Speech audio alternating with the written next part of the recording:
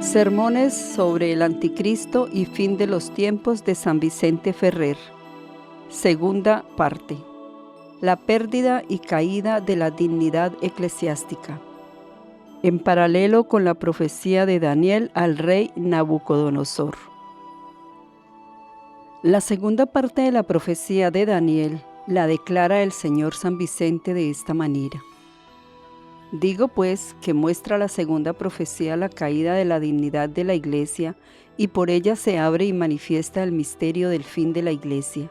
Y quien leyere entienda, porque brevemente quiero exponer lo que a mí me fue declarado debajo desde entendimiento y sentencia. Algunos dicen que el Anticristo se manifestará muy rápidamente al mundo, y otros dicen que aún está muy lejos de nosotros y que tardará. Y para comprender mejor acerca de su venida, es necesario saber que han de venir dos anticristos, uno después del otro, antes que venga la destrucción por el fuego del fin del mundo, de los cuales uno ha de ser oculto y vendrá primero, y el otro después, que será puro. El anticristo oculto vendrá bajo la especie de santidad, el cual ha de tener la vida cristiana por fuera, y en su corazón será arraigado el espíritu maligno, el cual inspirará en él que haga muchas maldades en la Iglesia, bajo capa de bien. Este no querrá consejo de nadie, sino más bien todo aquello que le pareciera ejecutará, sea malo o sea bueno, por la instigación y consejo del diablo. Engañará a muchos príncipes y poderosos con su santidad fingida y mala, en tal manera que los llevará a grandes yerros y escándalos. Hará torcer en la ley a muchos varones doctos y sabios, porque el diablo trabajará para que cumpla sus pensamientos, dándole a entender que le viene de parte de Dios. Muchos hombres famosos en santidad serán engañados por el diablo, por medio del anticristo oculto. Y para que más y mejor podamos entender el yerro de este maldito, según que hemos declarado y se permite aquí decirlo, es conveniente ver lo que se dice en la profecía de Daniel en el 3er capítulo, donde explica que Nabucodonosor mandó hacer una estatua de oro, la cual tenía de alto 60 codos y de ancho 6, y la mandó poner en un campo grande de la provincia de Babilonia. Después mandó llamar a todos los filósofos, astrólogos, sabios, duques, condes, jueces, varones y príncipes, para que levantasen e hiciesen público a dicho ídolo, al cual mandó, bajo pena de muerte, fuese adorado por todos cuando hiciesen señal las trompetas y otros instrumentos, por lo que todos, sea por fuerza o de buen grado, le adoraron. Y entre tanta compañía de gente no se hallaron sino 3 varones fieles y buenos, Sidrac, Misac y Abdenego. Estos 3 prefirieron, en cambio, entrar en el horno de fuego por la lealtad a su Señor que adorar al ídolo. Por eso bajó el ángel del cielo que los guardó sin quemar un cabello de su cabeza.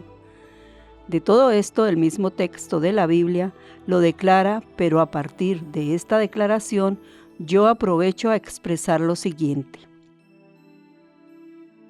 Nabucodonosor se entiende por el anticristo oculto, el cual se encontrará en la dignidad papal tan grandemente que ninguno fue desde el principio ni será después hasta el fin del mundo, y será el último en dicha dignidad.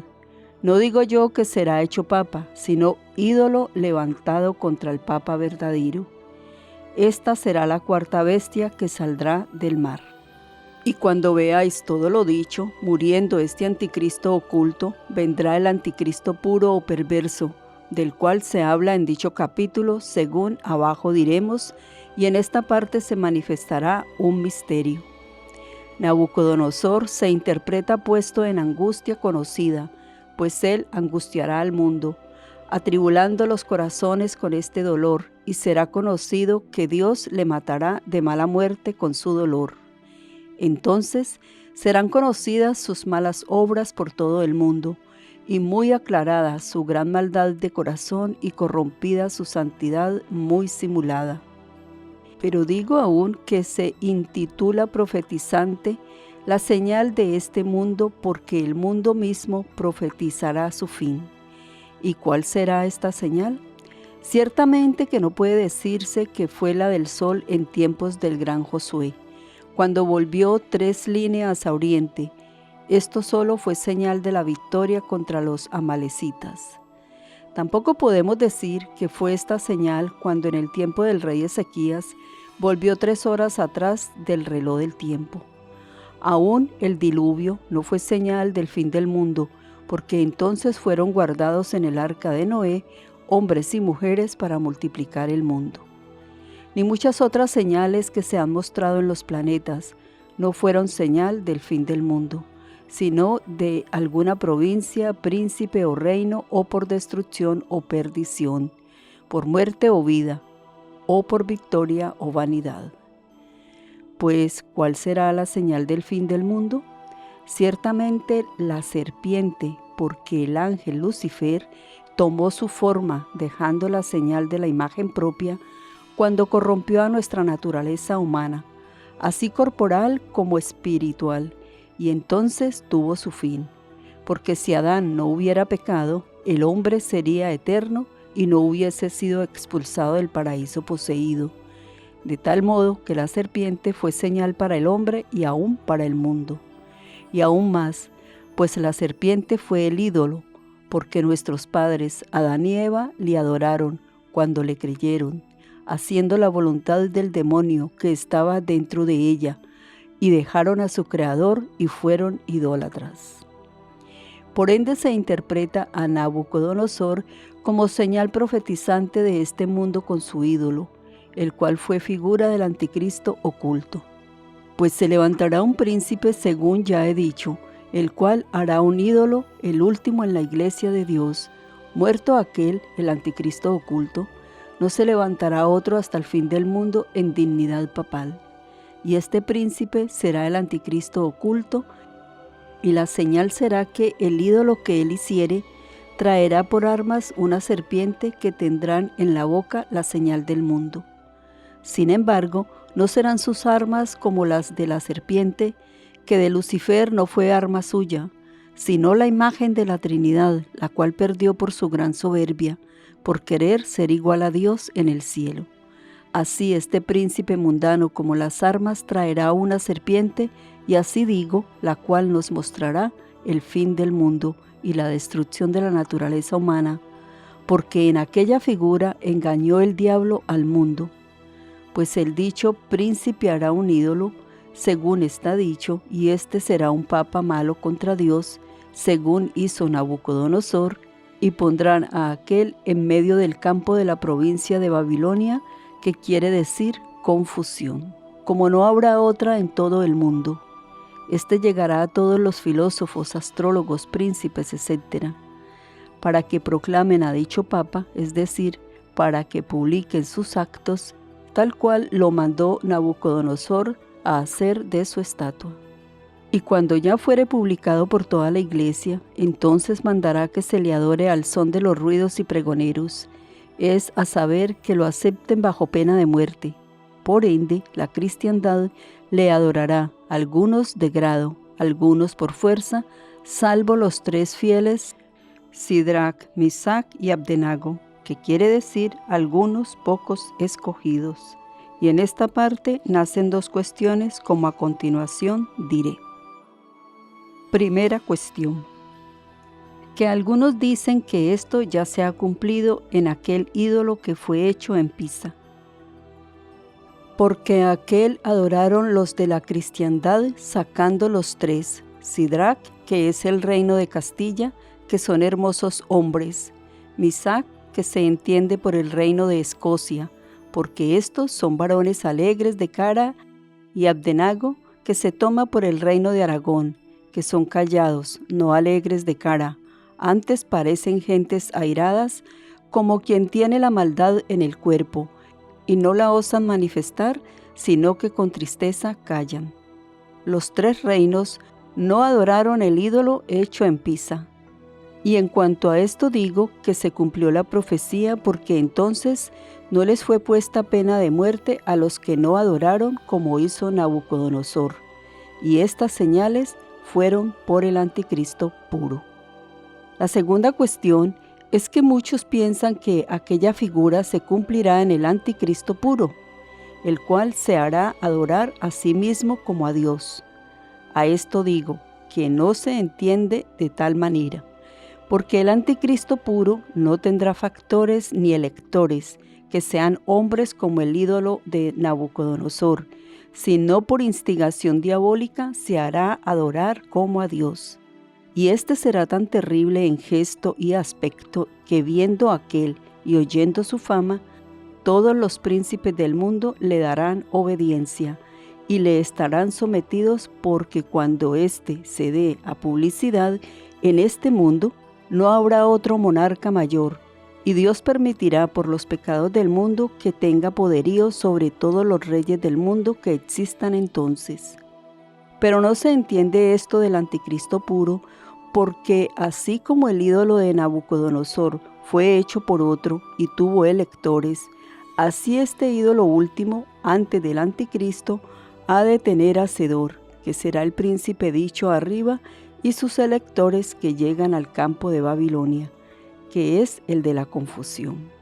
Porque Dios incitará al príncipe y a la serpiente y quedará el mundo por algunos años confundido y avergonzado, más incluso que lo que hizo aquel otro con los pisanos, los cuales anduvieron en la confusión de aquellos que le habían elevado. Este ídolo será en alto de 60 codos, es decir, tantos como el anterior. Obispos que lo elevarán al papado por la fuerza o de grado, y aún por algunos otros ignorantes que serán recibidos por la santidad fingida del dicho anticristo oculto.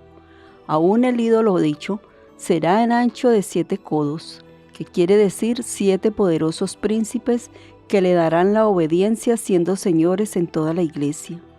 Estos estarán en su lugar contra el Papa verdadero, y si no fuese de esta manera, no se publicaría la pena de muerte a los que no le quisiesen obedecer, porque donde hay verdadero Papa, la fe y la cristiandad, todo es uno.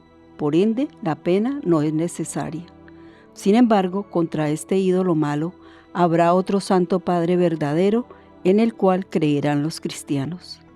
Para engañar y apartar a todos los cristianos de este verdadero Papa, le harán 3 engaños, los cuales todos traerán pena de muerte cuando no quieran dar la obediencia al mal contrario. El primer engaño será por dentro en el corazón, el segundo será en el cuerpo, y el otro a la vida y a las cosas temporales. Serán apartados todos los corazones del verdadero Papa. Esto será por temor. Segundo, los cuerpos por espanto y gran terror. Tercero, por los bienes temporales, pero no gozarán muchos de ellos. Estos han de ser eclesiásticos, que serán despojados después de sus beneficios, según que diré más adelante, pues al cabo quedarán de la cristiandad muy pocos que no adoren el dicho ídolo por las muchas persecuciones y tormentos que serán dados por los 6 príncipes, y uno será Nabucodonosor, puesto en la silla, y los otros ejecutarán primero en la iglesia contra los obispos, segundo contra los religiosos y sacerdotes, y al cabo contra los legos que son Sidrac, Misac y Abdenago, los cuales no adorarán al ídolo. Y estos serán entendidos por 3 condiciones de personas, según la interpretación arriba dicha, porque Sidrac es interpretado hermoso, y estos serán los verdaderos religiosos iluminados por Dios para conocer la verdad cierta de la iglesia, porque morirán por el Papa bueno o se apartarán a los desiertos por amor suyo, y donde estarán por 3 años y aún algo más, sin embargo no cumplirán el año 4. Misac es interpretado como risa con gozo, y estos serán todos aquellos que permitirá a nuestro Señor con gozo y placer no pelear con el ídolo por la defensión de la iglesia, los cuales querrían escoger primero el martirio con alegría que la vida corporal con tristeza. Abdenago se interpreta como siervo callado, y estos serán los ignorantes del bien y del mal, como mujeres y otras personas inocentes, los cuales han de ignorar y no conocer este yerro. Por ende, el verdadero Papa los dispensará después, y su ignorancia los excusará y dispensará con ello, pues si entendieran el mal engaño, antes escogerían la muerte que caer en tanto yerro. Tales serán los siervos callados como los religiosos antedichos. Algunos huirán a los desiertos muy apartados a donde no irá Nabucodonosor, el mal ídolo, y los sacerdotes arriba dichos, con las órdenes religiosas, estarán en el desierto en hábito disimulado, siempre celebrando, aunque no llevarán coronas, ni hábito sacerdotal, ni demostrarán saber aún letras, ni tendrán oratorio, ni siquiera altares.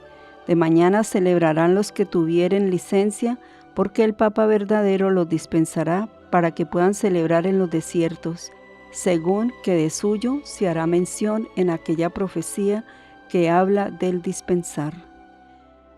Y cuando hubieran celebrado la misa, esconderán el cáliz y vestimenta, y lo restante que pertenece para celebrar la misa. De tal manera estarán en el desierto que apenas pocos sabrán por entonces de su condición sacerdotal, y estos serán los siervos callados.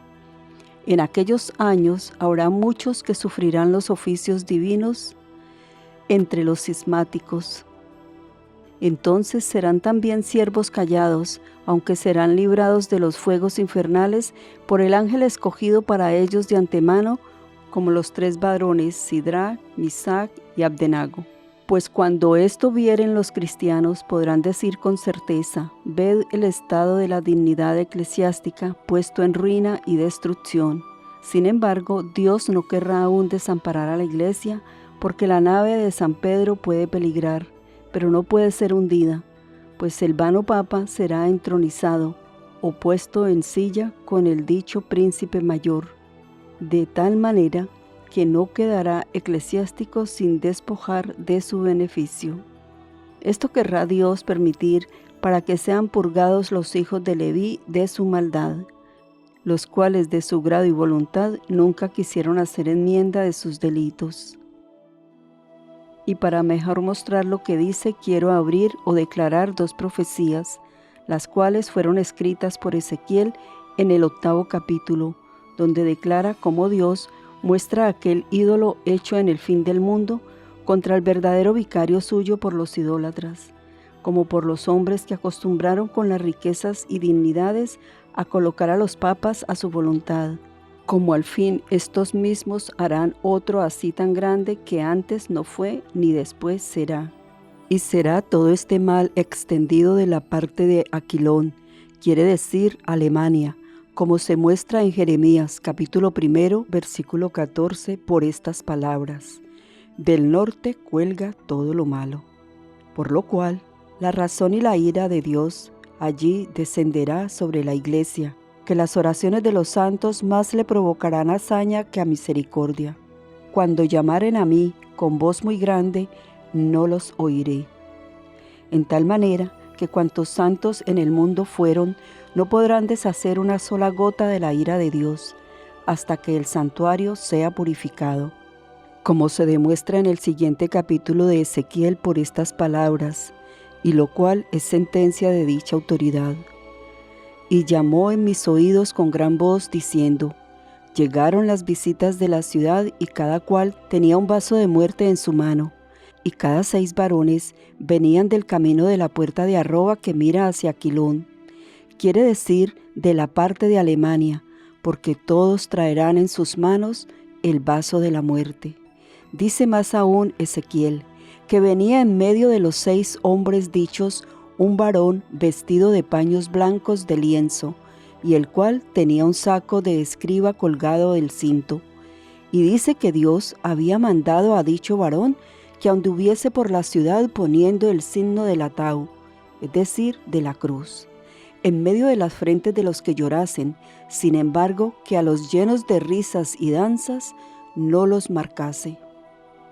Después envió el Señor a dichos 6 varones por la ciudad, y mandó matar a cuantos hallasen sin la dicha señal de Tao. Y aún les dijo más: comenzad la muerte desde mi santuario, cuya profecía es entendida de la siguiente manera: Las tribulaciones que ha de enviar nuestro Señor al fin del mundo han de tener comienzo primero por medio del anticristo oculto, porque estos 6 varones armados que perseguirán la ciudad, quiere decir la cristiandad, serán los 6 príncipes que tendrán el mando sobre los cristianos, los cuales darán la obediencia al dicho anticristo. Sin embargo, ahora hice mención de 7 príncipes, cuando dije que la estatua de Nabucodonosor tenía de ancho 7 codos, porque en ellos había un principal a quien los 6 han de obedecer. Y en esta profecía no se hace mención sino de aquellos 6 varones que anduvieron por toda la ciudad matando a cuantos no tenían el signo del Tao en medio de la frente. Estos tienen que comenzar por el santuario, quiere decir, por los eclesiásticos, y no matarán a todos, pero a algunos de ellos sí, a unos en el cuerpo y a otros en el alma. Oh, si supiesen los eclesiásticos que Dios permitirá que sean perseguidos en aquel tiempo por sus pecados, creo que comerían hiel mezclada con vino. Como la iglesia debe ser purgada por el anticristo oculto, primero ya lo demostró nuestro Señor Dios cuando en persona de toda la iglesia dijo a todos los apóstoles, según lo leemos en San Mateo: Vosotros sois sal de la tierra. Si esta sal desvaneciere, ¿con qué salarán? Para nada vale más sino para ser hollada de los hombres. Esta sal necesaria que las almas conservan es la doctrina de los eclesiásticos, que por aquella conservan las almas del pueblo en las virtudes. Y cuando ésta desvaneciere o faltare, para nada más vale. Y es necesario que sean despojados de sus beneficios, riquezas y dignidades que tienen de la iglesia por los príncipes, pues al estar enlazados por el diablo, ya son lobos rapaces más que pastores, no guardando ni a la iglesia ni a su ganado. Por ende, es forzoso que sean hallados por los hombres malos, que apremien así al clérigo y les sean contrarios como si fuesen infieles y perros rabiosos. Y aun los legos estarán contra ellos tan indignados que pensarán servir a Dios en hacer sacrificio de los sacerdotes. En esta parte digo que será para los malos purificación y para los buenos aumento de virtud. Sin embargo, aquí se mueve una cuestión. Si nuestro Señor permitirá que vengan todas estas tribulaciones solamente por los pecados de la iglesia, a lo cual digo que no por cierto, sino también por los delitos del pueblo. Y para que esto se declare mejor, traigo un ejemplo de una ciudad muy bien aderezada, con sus murallas y torres fuertes para su defensa, la cual se levanta y se hace rebelde contra su rey, al punto que éste le pone sitio, poniendo en orden su artillería. Decidme ahora, ¿de dónde comienzan a combatir y tirar los tiros o las bombardas? En las torres o cerca en el pueblo. Por cierto, primero hieren en las torres. ¿Por qué razón se hace esto? ¿Por qué ellas reciben primero los golpes? Digo que los sufren, porque ellas guardan dentro al pueblo rebelde contra su Señor. Pues para asaltar la ciudad es necesario que se derriben primero las torres y castigar después al pueblo. De la misma manera hará Dios poderoso, bajo la justicia de todo el mundo con el anticristo oculto, por último el fuego y el juicio. Porque ninguno se querrá enmendar, y comenzarán de lanzar los tiros y artillería contra los eclesiásticos, que son las trincheras fortificadas de la cristiandad, que deben guardarla por la doctrina y los buenos ejemplos, de cuya defensa decía David: Cércanos, Señor, con el muro tuyo inexpugnable, y con las armas de tu potencia siempre defiéndenos. Las cosas de la iglesia son torres muy fuertes para pelear contra los enemigos en defensa de la ciudad, es decir, los sacramentos y las prédicas.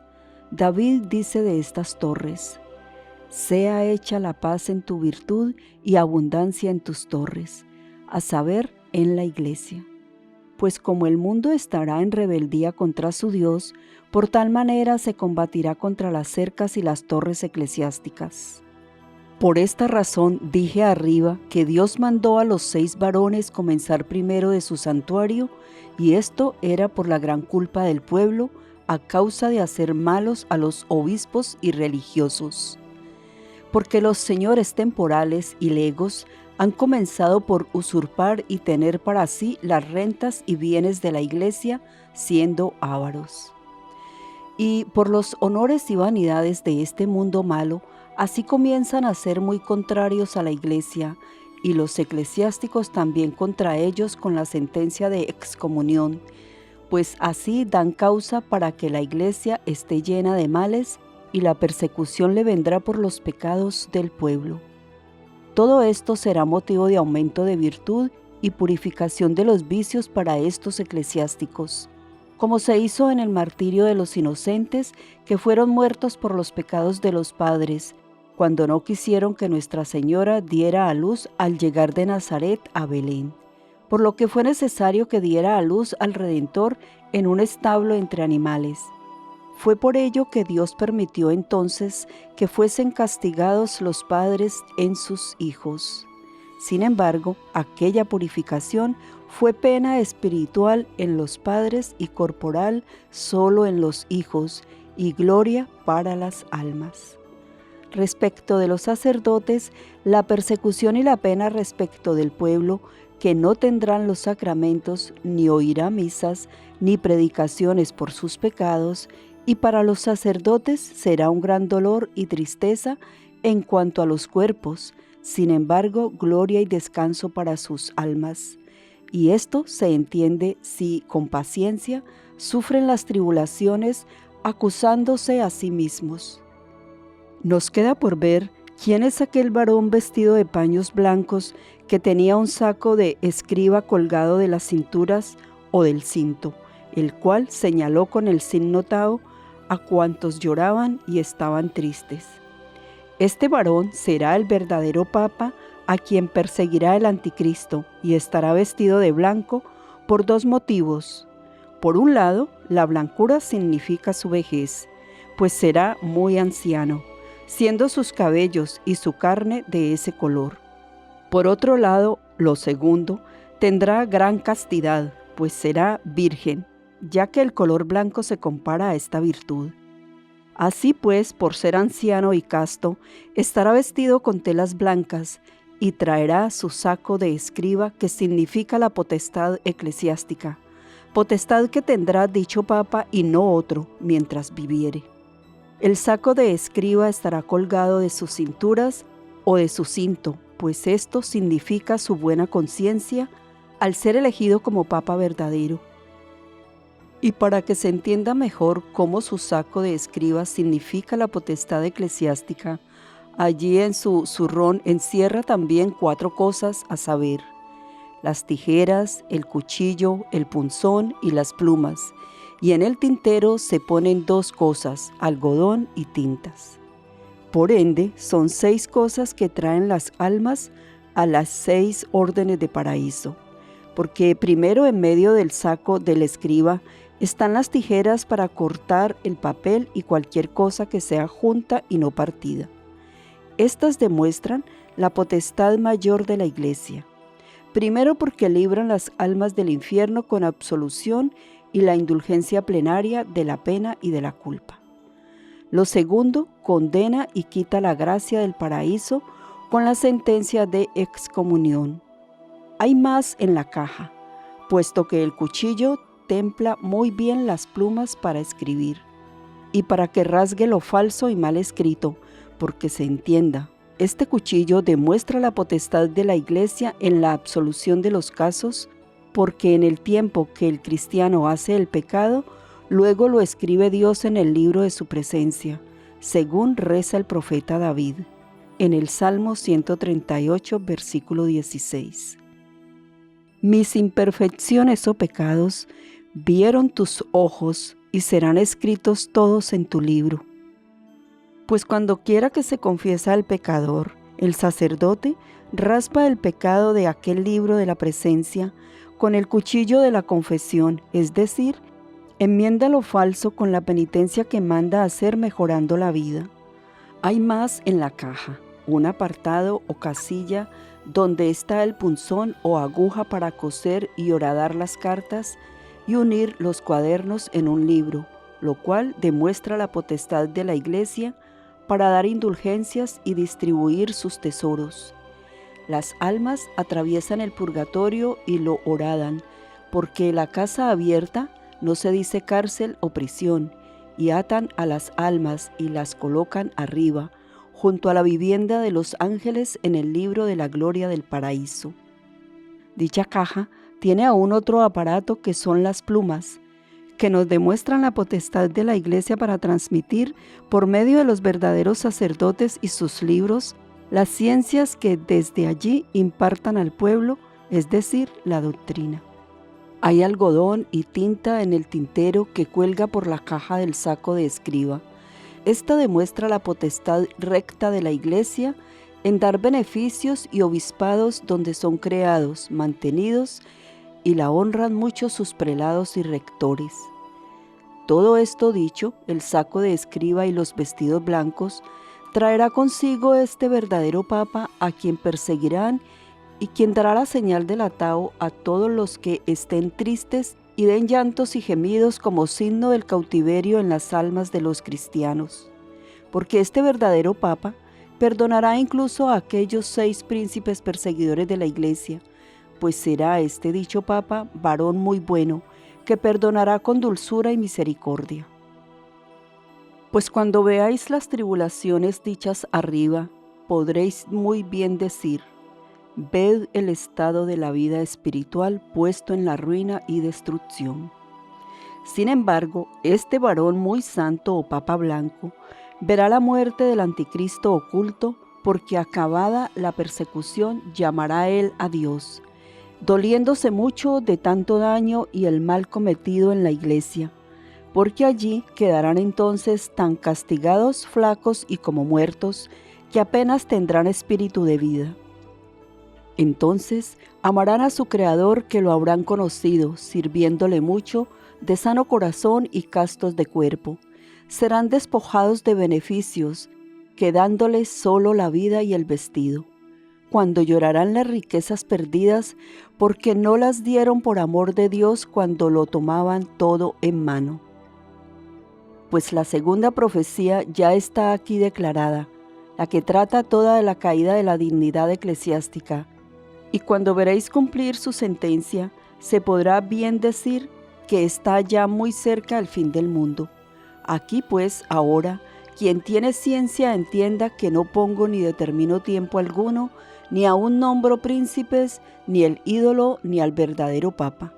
Empero quien tiene oídos para oír, que oiga, y considere solo las autoridades. Porque a estas hay que creer y mandan escribir sobre aquel anticristo oculto que nacerá de la manera que yo arriba he declarado. San Vicente Ferrer.